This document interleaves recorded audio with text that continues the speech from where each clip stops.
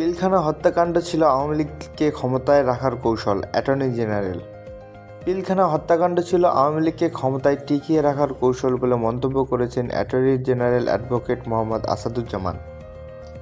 শনিবার সকালে রাজধানীর তেজগাঁও বাংলাদেশ চলচ্চিত্র উন্নয়ন কর্পোরেশন বিডিআর হত্যাকাণ্ড নিয়ে ছায়া সংসদ বিতর্কিত প্রতিযোগিতায় এ মন্তব্য করেন তিনি।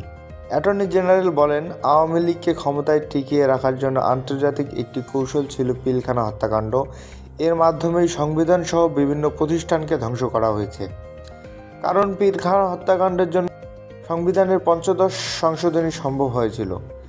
এর মধ্যেই অন্তর্বর্তী সরকার পিলখানা হত্যাকাণ্ডের বিচারের জন্য কমিশন গঠন করেছে।